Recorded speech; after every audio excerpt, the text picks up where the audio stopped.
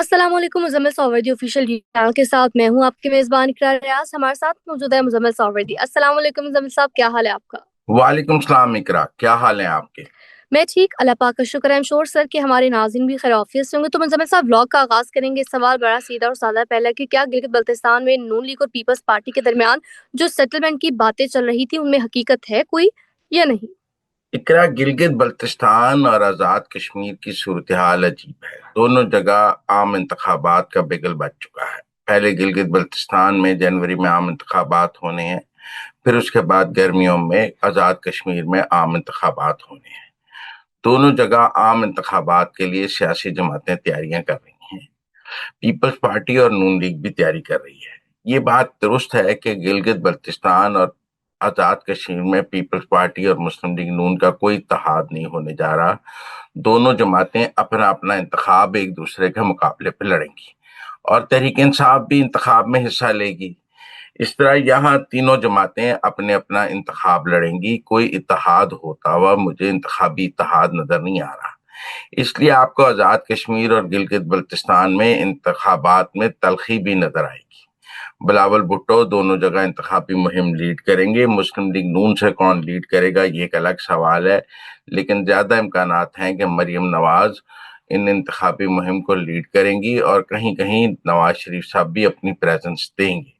لیکن آزاد کشمیر اور گلگت بلتستان کے حوالے سے مسلم لیگ نون اور پیپلز پارٹی کے درمیان کوئی معاہدہ نہیں ہو پا رہا، نہ ہی کوئی انتخابی اتحاد ممکن نظر آ رہا ہے۔ دونوں جماعتیں اپنے اپنے طور پر وہاں پر حکومت بنانے پر زور لگائیں گی۔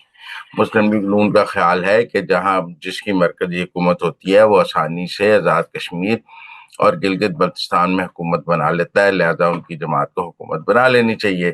پیپلز پارٹی کا خیال ہے کہ وہ وفاق میں حصے دار ہیں، اس لیے ان کو حکومت بنا لینی چاہیے۔ صدر ان کا ہے، سب کچھ ان کا ہے، ان کو بھی وفاق سے لیول پلینگ فیلڈ ملنی چاہیے۔ اب کیا آزاد کشمیر اور گلگت بلتستان کے عام انتخابات کی جو تلخیاں ہیں وہ مرکز میں اثر انداز ہوں گی اسلام آباد میں؟ ایک عمومی رائے تو یہ ہے کہ اسٹیبلشمنٹ نہیں ہونے دے گی، وہاں دونوں جماعتوں کو انتخاب لڑنا ہوگا، لیکن اس کی تلخیاں اسلام آباد میں نہیں ہوں گی۔ لیکن عمومی طور پہ سیاست میں ایسا نہیں ہوتا۔ جب تلخیاں پیدا ہوتی ہیں تو وہ سب جگہ اثر انداز ہوتی ہیں، اور ان تلخیوں کا اثر آپ کو ہر جگہ نظر آتا ہے۔ مثلا میں آپ کو اس کی ایک اور مثال دے دوں کہ ہری پور کا انتخاب ہے، وہاں پیپلز پارٹی اور مسلم لیگ نون اور پی ٹی آئی تینوں لڑ رہے ہیں۔ ویسے تو تحریک انصاف نے یہ اعلان کیا تھا کہ وہ جہاں جہاں اس کے لوگ نااہل ہوئے ہیں وہ وہاں ضمنی انتخاب میں حصہ نہیں لے گی، لیکن ہری پور میں عمر ایوب صاحب کی بیگم جو ہیں شہرناز عمر ایوب، وہ ضمنی انتخاب میں حصہ لے رہی ہیں، اور عمر ایوب اپنی سیٹ خالی نہیں چھوڑنا چاہتے۔ وہاں پیپلز پارٹی نے بھی امیدوار کھڑا کیا ہے۔ حالانکہ پنجاب کے ضمنی انتخابات پیپلز پارٹی نہیں لڑ رہی، اور اس نے مسلم لیگ نون کے ساتھ ایک معاہدہ کیا کہ جہاں جس کے عام انتخابات میں زیادہ ووٹ ہیں وہ لڑ لے۔ زیادہ جگہ پر مسلم لیگ نون کے زیادہ ووٹ ہیں۔ شاید پنجاب میں سمبڑیال کے الیکشن میں پیپلز پارٹی کو اتنے کم ووٹ ملے کہ انہوں نے کہا مزید ضمنی انتخاب لڑنے سے ان کی پارٹی کا کریڈٹ ریٹنگ خراب ہوگی۔ لیکن ہری پور کا انتخاب وہ لڑنا چاہتے ہیں، اور ان کا خیال ہے کہ ہزارہ بیلٹ میں اور کے پی میں ان کا گورنر ہے، ان کا ہولڈ ہے، کافی حد تک شراکت اقتدار ہے، لہذا انہیں کے پی میں ضمنی انتخابات لڑنے چاہیے۔ لہذا ہمیں سیاسی جماعتوں کی مختلف جگہوں پر مختلف اسٹریٹجیز نظر آ رہی ہیں۔ تو اس لیے میں سمجھتا ہوں کہ مسلم لیگ نون اور پیپلز پارٹی کے درمیان گلگت بلتستان اور آزاد کشمیر میں کوئی انتخابی اتحاد نہیں ہوگا، بلکہ آزاد کشمیر میں اگر کوئی ابھی وزیر اعظم کی تبدیلی بھی ہوئی تو مسلم لیگ نون اپوزیشن میں بیٹھ سکتی ہے، وہ شاید اقتدار کا حصہ بھی نہ بنے، اور وہ بطور اپوزیشن پارٹی اقتدار میں جانے کی کوشش کرے گی، جبکہ پیپلز پارٹی اس انٹرم دور میں اپنا وزیر اعظم آزاد کشمیر میں لانے کی کوشش کرے گی۔ اس لیے دونوں جماعتوں کی انتخابی حکمت عملیاں بھی الگ الگ ہیں۔ دونوں جماعتیں ایک دوسرے کے مقابلے میں گلگت بلتستان اور آزاد کشمیر میں انتخاب لڑنے کی پلاننگ بھی کر رہی ہیں، تیاری بھی کر رہی ہیں۔ اب اسٹیبلشمنٹ کا خیال یہ ہے کہ ان دونوں جگہ انتخابات سے اسلام آباد پر کوئی اثر نہیں پڑنا چاہیے، لیکن جب تلخیاں انسان ہیں، جب الیکشن لڑیں گے ایک دوسرے کے مقابلے میں تلخیاں تو پیدا ہوں گی، وہ ہمیں پنجاب میں نظر بھی آ رہی ہیں، لیکن اسٹیبلشمنٹ کی کوشش ہے کہ وہ تلخیاں ان انتخابات تک محدود رہیں، ان کا اثر اسلام آباد تک نہ پہنچ سکے۔ मुज़म्मिल साहब, एक बार फिर से जुनैद अकबर की जानिब से इस्लामाबाद का रुख करने का ये जो इंदिया दिया गया है, दूसरी तरफ पाकिस्तान को हार्ड स्टेट बनाने की ये जो बात है, हालात किस तरफ को जा रहे हैं? इस्लामाबाद पर चढ़ाई $1 मिलियन क्वेश्चन है। वैसे तो मनीब साहब ने भी कहा है कि गंडापुर को तब्दील करने की एक वजह ये थी कि वो इस्लामाबाद पर मजीद चढ़ाई के लिए तैयार नहीं थे। और दूसरी बात यह कि क्या सुहेल अफरीदी चढ़ाई के लिए तैयार होंगे, क्योंकि इमरान खान का ये ख्याल है कि जब दोनों दफा इस्लामाबाद पर चढ़ाई की गई तो एस्टेब्लिशमेंट दबाव में आई थी, और अब जब इस्लामाबाद पर चढ़ाई नहीं की जा रही तो एस्टेब्लिशमेंट कोई दबाव में नहीं है। लिहाजा एस्टेब्लिशमेंट को और हुकूमत को दबाव में लाने के लिए इस्लामाबाद पर चढ़ाई बहुत जरूरी है। लेकिन माहौल बदल गया है। गंडापुर की 2 चढ़ाइयां नाकाम हो गई हैं, उससे पीटीआई केपी की एक ताकत में कमी हुई है, जो हमें पिशावर के जलसे में भी नजर आई कि लोग उस तरह नजर नहीं आए। लोगों को 26 नवंबर में सजाएं भी हुई हैं।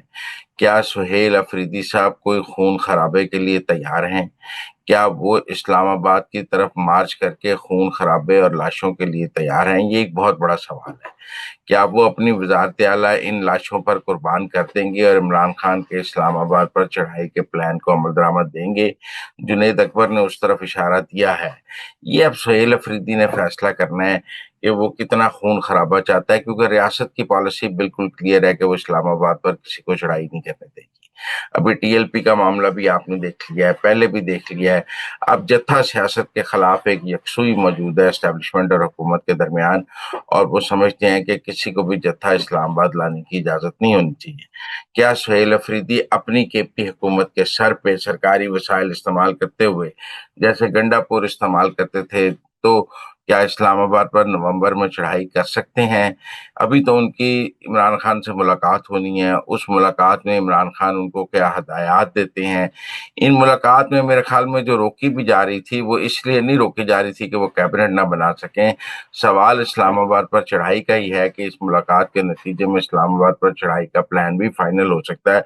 लिहाजा इस मुलाकात को रोका जाए। लेकिन अब अदालत अगर इस मुलाकात की इजाजत दे भी देती है और ये मुलाकात होती भी है, तो इस्लामाबाद पर चढ़ाई $1 मिलियन क्वेश्चन है कि क्या सुहेल अफरीदी, क्योंकि अगर इस बार केपी से इस्लामाबाद पर चढ़ाई हुई तो फिर इस्लामाबाद भी फाइनल एक्शन लेगा और फिर केपी की पीटीआई की हुकूमत भी खत्म हो सकती है, क्योंकि अब कोई इतनी बर्दाश्त की जरूरत नहीं रही। अब वो ऐसा माहौल नहीं है और ना गंडापुर है कि वो हुकूमत भी बचा ले और मार्च भी कर ले। शायद सुहेल अफरीदी साहब अगर ऐसा को मार्च करेंगे तो अपनी हुकूमत नहीं बचा सकेंगे।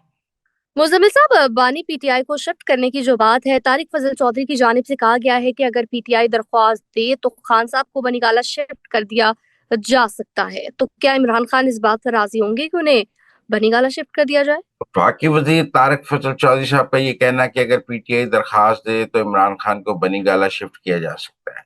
मेरे ख्याल में अगर वाकई इमरान खान दरखास्त दें और वो बनी गाला शिफ्ट करने का कहें तो हुकूमत उन्हें बनी गाला शिफ्ट करना एक बेलज्जत गुनाह है।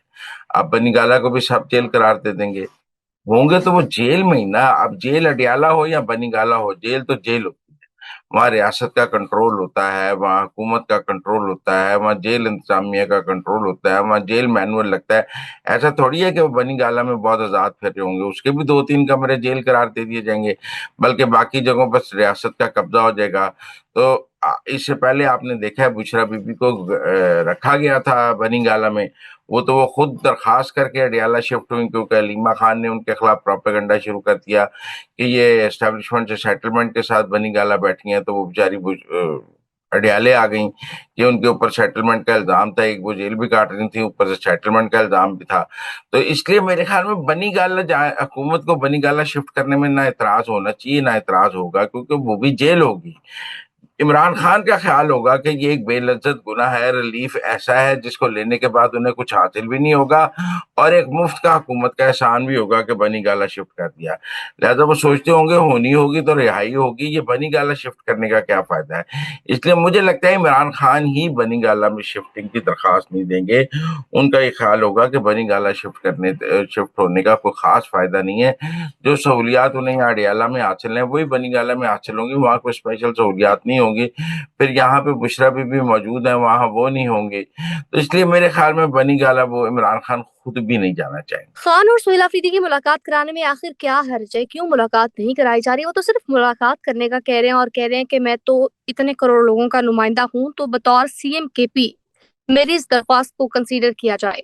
सवाल ये कि हुकूमत इससे क्या फायदा हासिल करना चाहती है? इमरान खान और सोहेल अफरीदी की मुलाकात में क्या हर्ज है? मैंने आपको पहले ही बता दिया है। वो जो लॉन्ग मार्च है, जो इस्लामाबाद पर चढ़ाई है, हुकूमत उसकी प्रीएम्प्टिव के तौर पे कोई मुलाकात रोक रही थी। काबीना के लिए तो नहीं रोकनी होगी मुलाकात। काबीना तो बन जाए, हुकूमत ना बने, उससे वफाकी हुकूमत या एस्टेब्लिशमेंट को क्या फर्क पड़ता है।